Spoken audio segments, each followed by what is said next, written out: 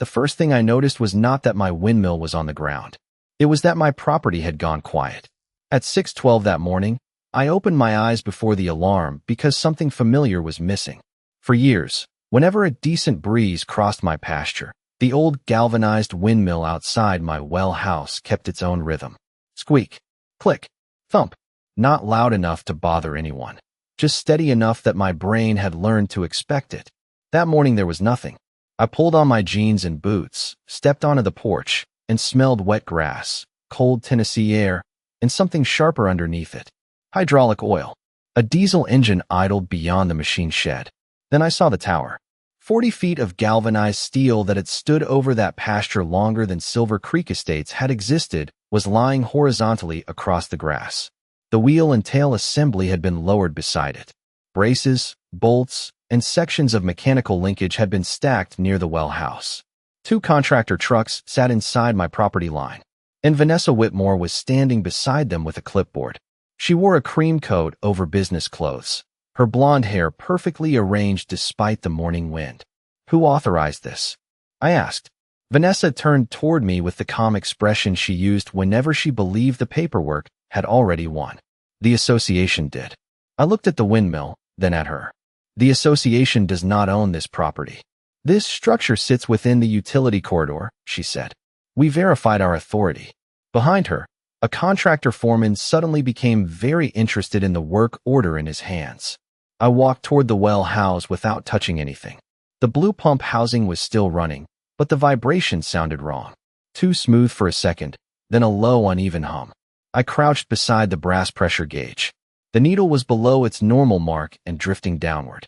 Vanessa followed me halfway across the grass. "The obsolete structure has been removed safely. This does not need to become another argument. Did your contractor disconnect anything from this pump system?" "They removed an unauthorized eyesore." I stood up.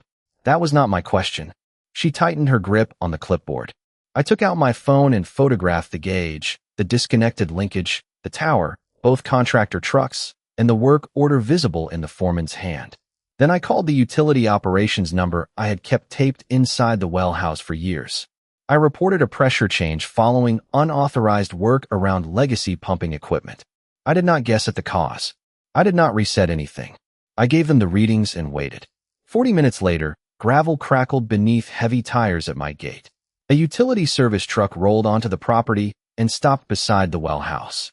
A technician named Marcus Hill stepped down wearing a reflective jacket and carrying a meter case. He looked at me, then Vanessa, then the 40-foot windmill resting in the grass. His expression changed. "Why is that equipment on the ground?" Vanessa stepped forward immediately. "The homeowners association authorized removal." Marcus stared at her for a moment. Then he walked to the blue pump housing, checked the gauge, opened a service panel, and compared something on his tablet. Another utility employee arrived behind him and began tracing the old mechanical connection. Marcus looked back at the dismantled windmill. "Who approved disconnecting the auxiliary pump linkage?" Nobody answered. The only sound was the diesel engine idling beside the shed. Marcus turned toward Vanessa. "Do you have utility authorization for this work?" She lifted her clipboard slightly.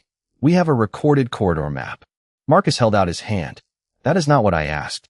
5 months earlier, Vanessa had looked at that same windmill and told me it did not belong in the community she was building around my land. That morning, with the pressure gauge falling and her contractor standing beside a signed work order, she was about to learn something I had spent 20 years learning around pumps. Before you disconnect an old machine, you better understand what it is connected to. 5 months earlier, the windmill was still the least complicated thing on my property. My name is Caleb Morgan. I was 49, and I had owned those 26 acres outside Franklin, Tennessee, for almost 14 years. Before buying the place, I spent 2 decades working as an irrigation technician and pump mechanic, which meant I had crawled through enough muddy valve boxes and overheated pump rooms to know that the ugliest piece of equipment was often the one doing the most important job. My farmhouse was plain white with a deep front porch. The machine shed leaned slightly west because whoever built it in the 1970s apparently trusted optimism more than a level. Behind it sat the well house, the blue pump housing, a brass pressure gauge, and the old galvanized windmill. The tower was about 40 feet high. Its paint had disappeared years ago. The gearbox squeaked whenever the wind came from the northwest, and the linkage answered with that familiar click and thump. I had rebuilt the gearbox myself 3 winters earlier, replacing worn bearings and cleaning grease that looked older than I was. Inside the machine shed, I kept a leather maintenance notebook with every repair written by date. Beside it was a faded utility easement map that had come with the deed package when I bought the land. I understood the machinery better than I understood the legal language, so I left the document folded in its envelope unless I needed it. Silver Creek Estates had been growing along my eastern boundary for about a year when Vanessa Whitmore first drove through my gate. She arrived in a white luxury sport utility vehicle that looked freshly detailed despite 3 days of spring rain. Vanessa was 52, president of the Silver Creek Estates Homeowners Association, and carried herself like every conversation had already been placed on an agenda. She stepped onto the gravel in polished boots and looked past me toward the windmill. That is taller than it looks from the entrance road. Most 40-foot structures are. She ignored that. We are improving the landscaping along the western side of the community. That tower is becoming very prominent. I glanced toward the new subdivision. Fresh sidewalks curved between young trees tied to support stakes. Stone entrance columns framed a road lined with nearly identical mailboxes. It has always been prominent. Vanessa smiled. The area is changing. She explained that Silver Creek was trying to maintain a clean residential appearance and suggested I consider removing what she called obsolete agricultural equipment. It is not obsolete, I said. It still operates. Her eyes moved from the wheel down to the well house. Surely there are modern alternatives. There are. Then why keep it? I looked at the blue pump housing. Because old does not mean useless. Her smile became thinner. She mentioned property values, neighborhood appearance, and community standards. I let her finish. Then I said, Vanessa, I am not part of Silver Creek Estates. Your property borders us. That does not make me a member. She looked toward the fence line as if boundaries were inconvenient suggestions. There are shared infrastructure considerations. That phrase caught my attention, but she did not explain it. Instead, she handed me a business card and walked back toward her vehicle. Before opening the door, she turned around. Eventually, Caleb, this is all going to look residential. I watched her drive away, tires crunching across my gravel. Above me, the northwest breeze caught the windmill. Squeak, click, thump. I opened my maintenance notebook and wrote down the date of Vanessa's visit. At the time, it felt unnecessarily cautious. 5 months later, that single entry would become the first line in a timeline Vanessa wished nobody had kept. The first letter arrived 9 days after Vanessa's visit. It came in a cream envelope with the Silver Creek Estates logo embossed across the corner and the words exterior structure concern printed above my address. According to the letter, the windmill created a visual inconsistency along the community's western corridor and should be removed or screened.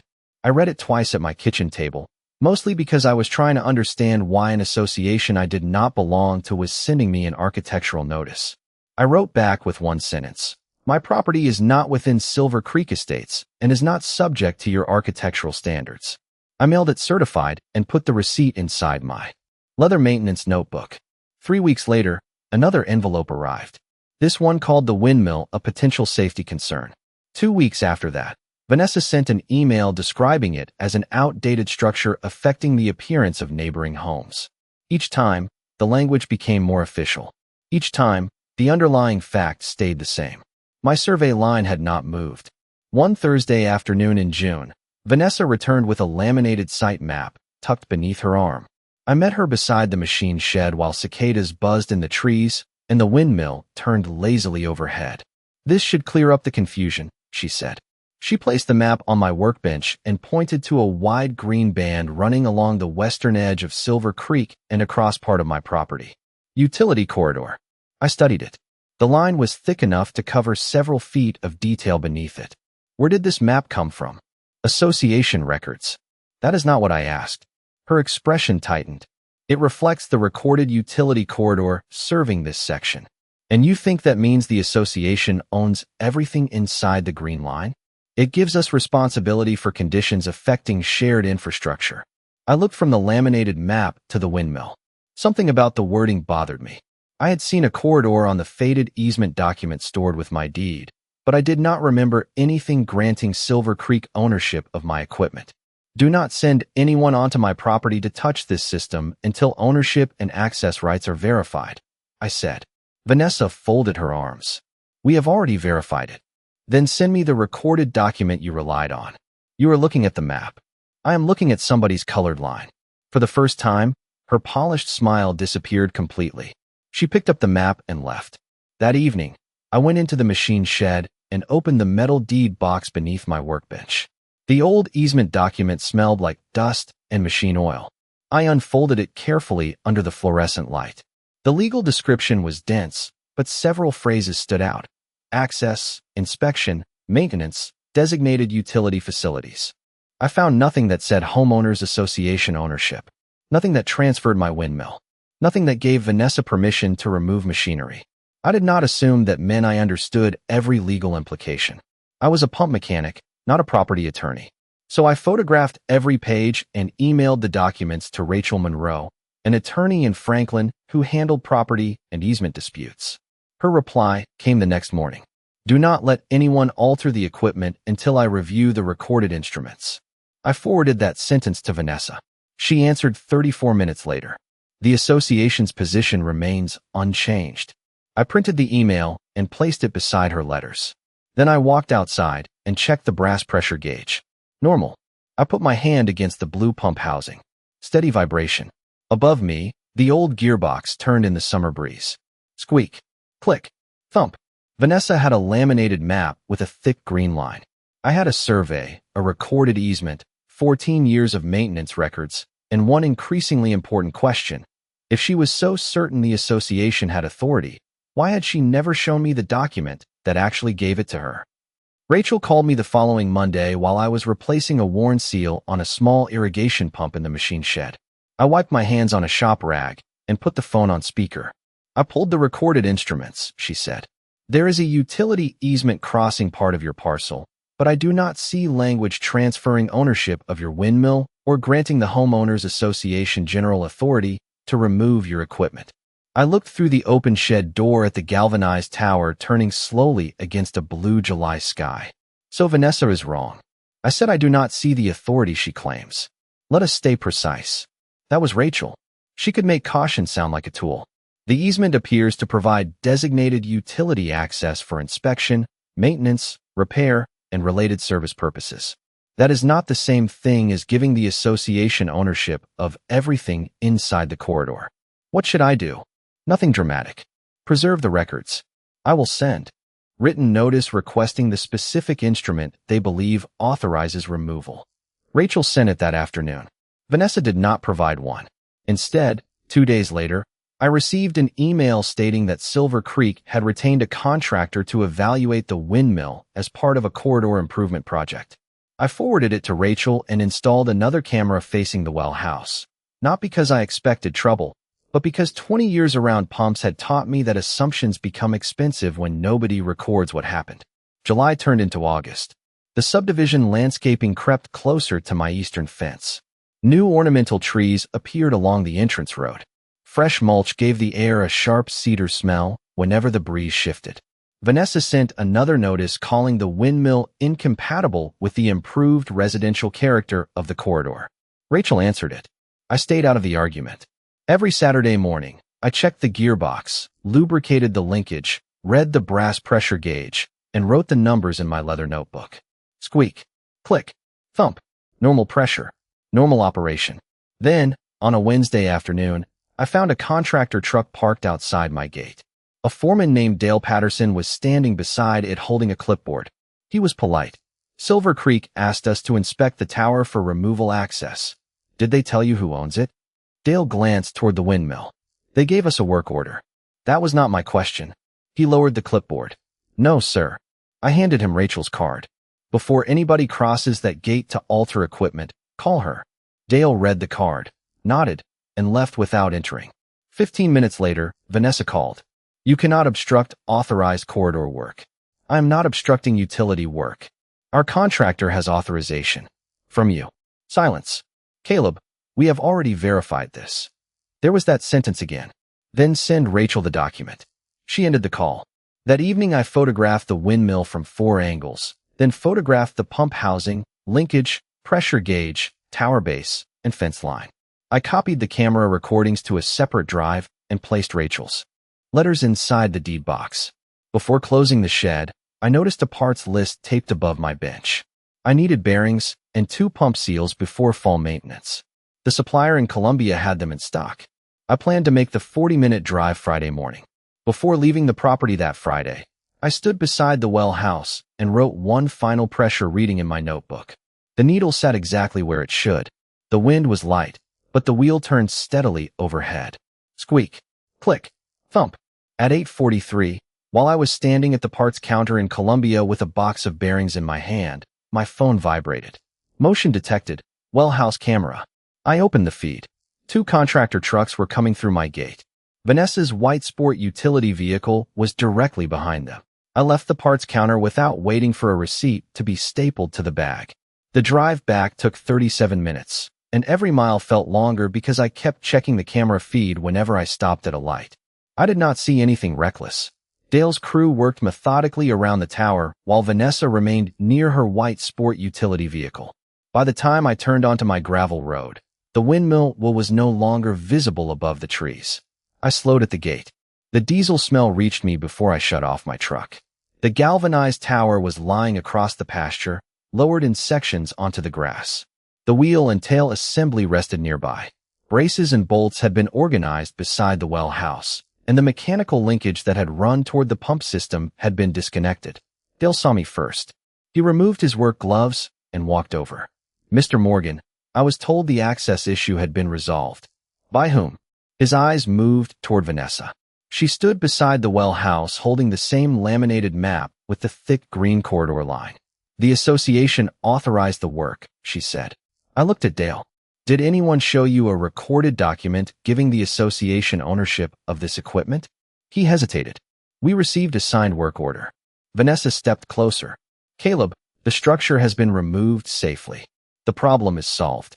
Then I heard the blue pump housing. The motor was running, but the vibration was wrong. Years of working around pumps teaches you to hear changes before gauges confirm them. I walked past Vanessa and crouched beside the housing. The brass pressure gauge was already several pounds below the reading I had written down that morning. I watched the needle move another fraction lower. "What exactly did you disconnect?" I asked Dale. He pointed toward the linkage resting beside the tower. "Only what the work order identified as part of the windmill assembly." I took out my phone.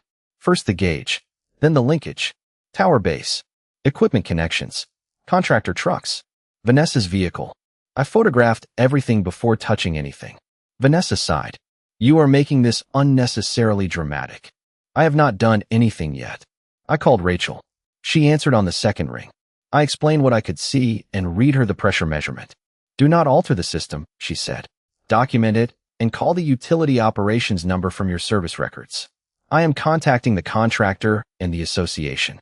I went into the machine shed and opened the deed box. Beneath the recorded easement was an older service diagram I had almost forgotten about. Faded blue lines connected the well house equipment to a notation marked auxiliary pressure support. It did not tell me exactly how the current utility configuration worked, and I was not going to guess. I called the operations number and reported an unexpected pressure decline after third-party work around legacy pumping equipment.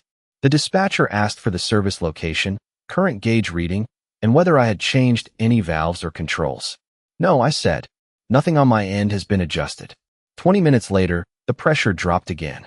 Vanessa finally stopped talking about appearance standards. Dale stood beside his truck reading the work order more carefully than he had before. I opened my leather notebook and placed that morning's pressure reading beside the current one. Same equipment. Same day. One major difference between the 2 entries. At 6:30 that morning, the windmill had still been connected. At 9:27, it was lying in the pasture. Then gravel crackled at the gate. A utility service truck came down the drive, followed by another vehicle. The first technician stepped out, looked toward the well house, then stopped when he saw 40 feet of galvanized equipment on the ground. "Who removed that?" he asked. Vanessa lifted her clipboard. "The Homeowners Association authorized it." The technician did not even look at the clipboard. He looked at the disconnected linkage, then at the falling pressure gauge. I need to know who authorized the system work. For the first time since I had met her, Vanessa had a green line on her map and absolutely nowhere to point it. The technician introduced himself as Marcus Hill, then asked everyone to stay clear of the well house while he and his partner checked the equipment. Vanessa started explaining the utility corridor again, but Marcus raised one hand without looking away from his meter. I am not reviewing homeowners association rules, he said. I am checking why this system changed after equipment was disconnected. That ended the speech. I stood beside my machine shed with Dale while Marcus compared the pressure gauge with readings on his tablet. His partner traced the disconnected linkage, photographed the mounting points, and examined the service panel. Nobody touched the windmill. Nobody accused anyone of anything. They simply followed the system from one component to the next. After 15 minutes, Marcus walked toward me. Do you have historical service records for this installation? Some. I brought out the leather notebook, the faded service diagram, and the recorded easement. Marcus studied the diagram longer than anything else. His finger stopped at the faded notation I had noticed earlier. Auxiliary pressure support, he read. How old is this? Older than my ownership. I bought the property 14 years ago. And you maintained this equipment? Yes. I opened the notebook and showed him years of dates, repairs, lubrication intervals, and pressure readings. Marcus nodded, then asked for copies. Vanessa stepped closer. The association was never informed that an obsolete windmill controlled community water. Marcus looked up immediately. I did not say that. His voice stayed calm. This windmill does not control your neighborhood water supply. We are determining whether this legacy equipment interacts with an auxiliary pressure arrangement and whether today's work affected that arrangement. I appreciated the distinction because it was exactly what I did not want this becoming. Some ridiculous story where one old windmill secretly supplied an entire subdivision. Marcus returned to the well house.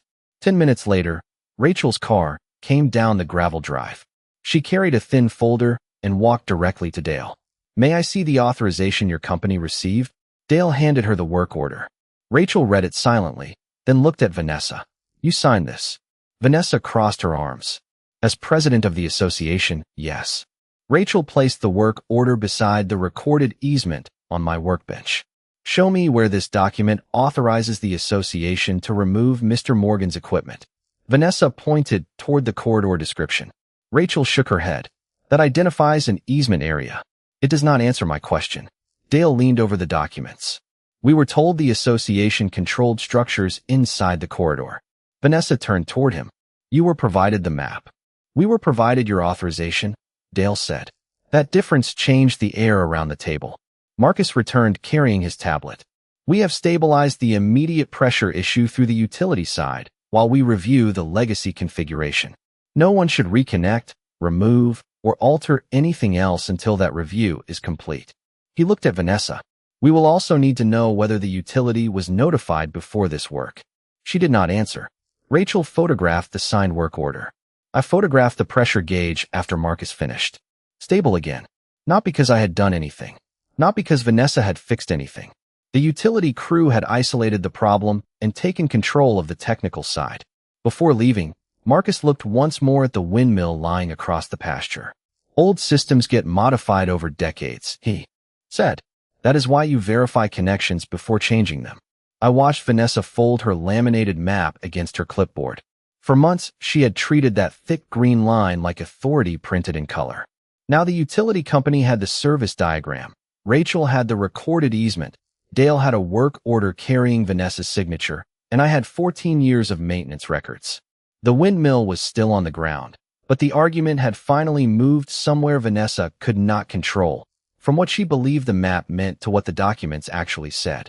For the next 4 days, the windmill stayed exactly where the contractor had left it, stretched across the pasture like a sentence nobody wanted to finish.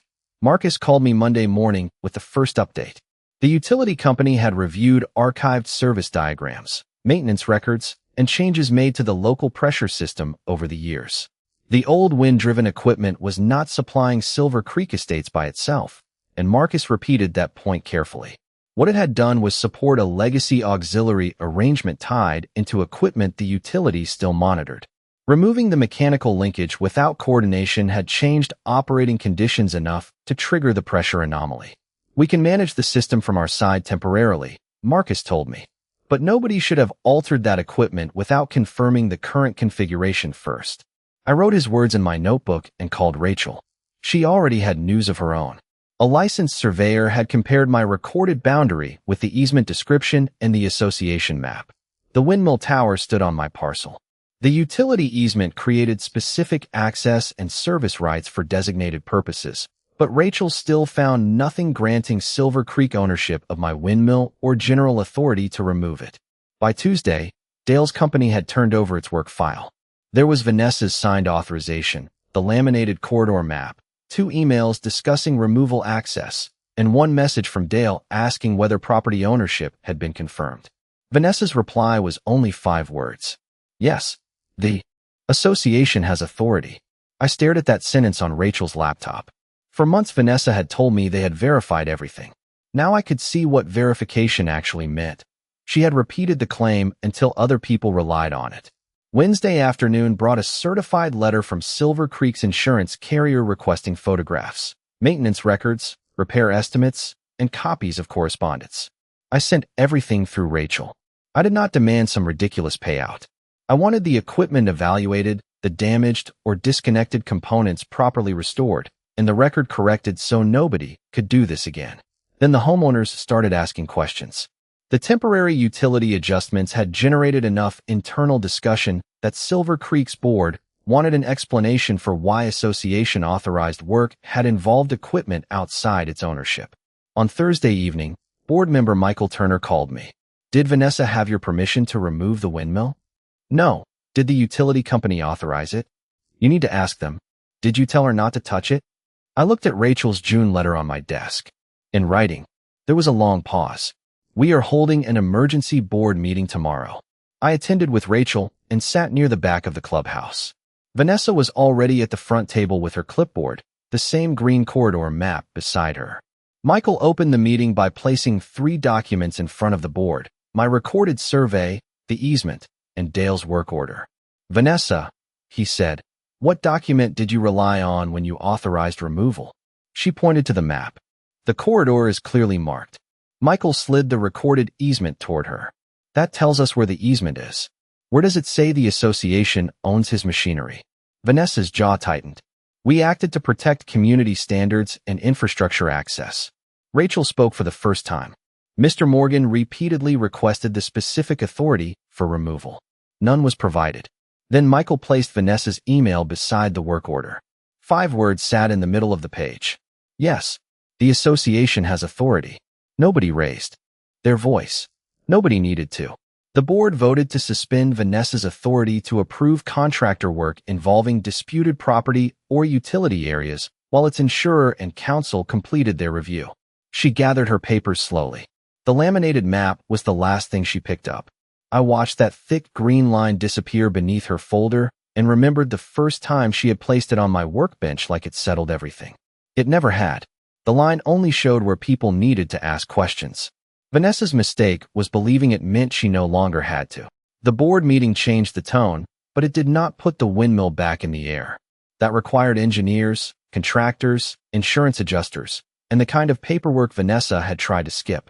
The following Monday, Marcus returned with a utility operations supervisor and spent nearly 2 hours at the well house. They checked the temporary pressure configuration, reviewed the old service diagram, and documented every connection around the blue pump housing. By noon, they had a written plan. The utility would maintain the temporary operating adjustment while the legacy auxiliary arrangement was evaluated and restored to an approved configuration. Dale's company would not touch another bolt until the utility and my contractor agreed on the work. Rachel handled everything else. Silver Creek's insurance carrier accepted the claim for review, requested estimates, and sent an adjuster to photograph the tower, will assembly, linkage, mounting points, and surrounding property. I gave him copies of my maintenance notebook showing years of normal operation before removal. I also gave him the photographs I had taken weeks earlier when the tower was still standing. He looked at the dates, then at Vanessa's signed work order. You documented this pretty thoroughly. I fix pumps for a living. If you do not write down what changed, you spend twice as long figuring out what went wrong. 2 days later, Rachel received a letter from the association's counsel. Silver Creek formally withdrew its claim that the windmill violated association architectural standards applicable to my property.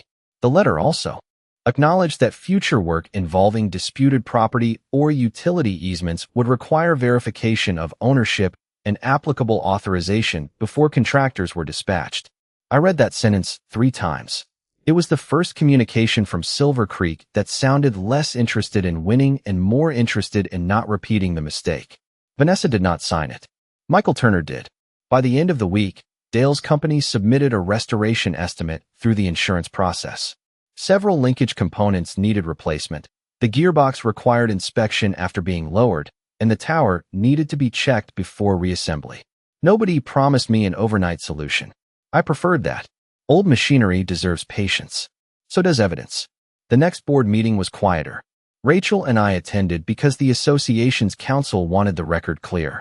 Michael announced that Vanessa would remain barred from approving contractor activity involving property boundaries or utility corridors while the board completed its internal review. He also confirmed that the association would cooperate with the insurer and utility company regarding restoration costs. Vanessa sat 2 seats away from him without her usual clipboard. When residents asked what had happened, Michael did not exaggerate. Work was authorized before ownership and utility coordination were adequately verified. That was enough. Vanessa finally spoke. I was trying to improve the community. A homeowner near the aisle answered.